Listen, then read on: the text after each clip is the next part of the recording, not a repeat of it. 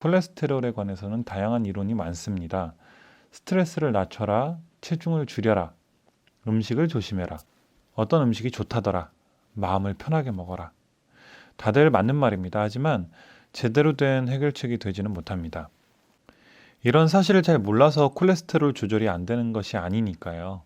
그렇다면 콜레스테롤이 왜 높아지는지 생각해 봐야 합니다. 콜레스테롤은 악마가 아닙니다. 흔히 알고 있는 콜레스테롤이 높으면 혈관벽을 막고 그로 인해 동맥경화, 고혈압 같은 질병이 생긴다는 말은 반은 맞고 반은 틀린 말입니다. 콜레스테롤은 우리 몸에서 사실 일정량 이상을 조절해서 항상성을 유지하고 있습니다. 음식으로 섭취하고 부족할 경우에는 간에서 만들게 되죠. 결국 우리 몸은 콜레스테롤을 필요로 하고 콜레스테롤의 항상성을 유지한다는 점을 기억해야 합니다. 피는 혈관을 유유히 흐르는 것이 아닙니다. 심장에서 강한 펌핑을 하기 때문에 엄청난 압력으로 흐르고 있습니다.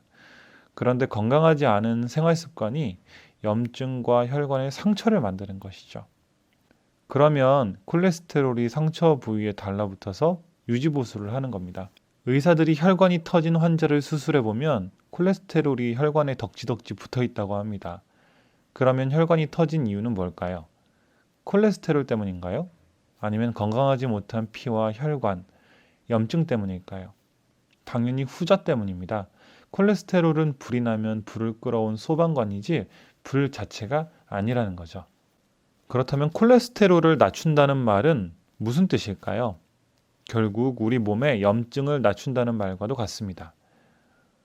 누구는 운동을 해라, 아니다 음식을 조절해라, 아니다 영양소를 먹어라, 이런 말은 사실 항염이라는 목표를 향한 것입니다.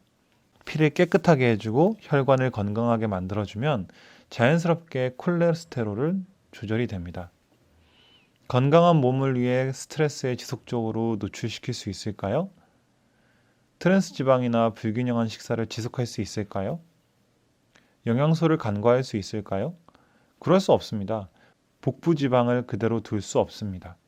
과도한 탄수화물을 섭취할 수도 없을 것이죠. 콜레스테롤을 낮추는 방법은 다음 세 가지로 정리할 수 있습니다. 첫째는 스트레스를 조절하라는 겁니다. 저는 제일 이해가 안 되는 말이 스트레스를 받지 말라는 말인데요. 특히 한국 사회에서 스트레스를 안 받고 살 수 있나요? 예, 불가능한 일이죠. 그런데 이렇게 생각해 볼 수 있습니다. 스트레스를 받지 말라는 말은 무리하지 말라는 말과 동일한 말입니다. 무리하는 것에서 스트레스가 시작되고 수면 부족이 생깁니다. 무리하지 마시고 항상 에너지의 60에서 70% 정도만 사용하세요. 직장에서 에너지를 다 쓰면 집에서는 에너지가 남아있지 않아서 스트레스의 악순환이 옵니다. 둘째는 짧고 굵게 땀나는 운동을 하라는 겁니다. 운동이라고 2-3시간씩 걷고 그러지 마세요. 그런 건 운동이 아닙니다. 30분에서 1시간 이내에 운동을 하되 땀이 날 정도의 운동을 하세요. 그 정도면 족합니다.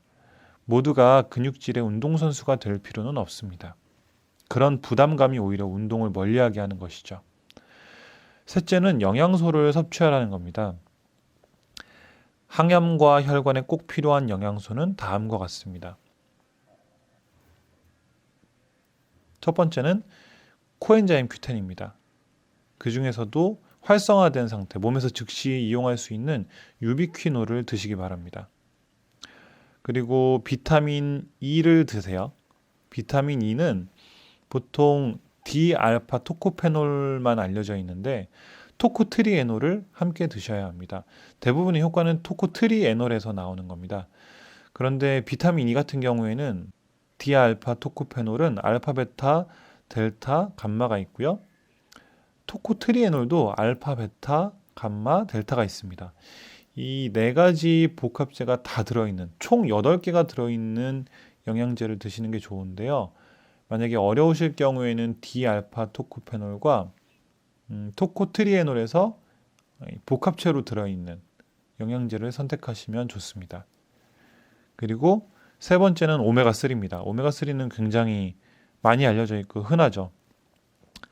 투명한 거 말고 검정색으로 된 오메가3를 드셔야 합니다. 위산에 녹지 않도록 엔트리 코팅이 되어 있어야 합니다. 중금속이 상대적으로 적게 들어있는 크릴세오나 식물성 오메가3가 들어있는 제품도 도움이 됩니다.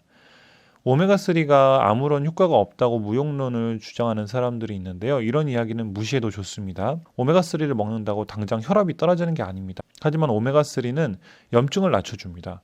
그리고 좋은 지방을 먹어줘야지 몸에 있는 지방을 태우는데 도움이 됩니다.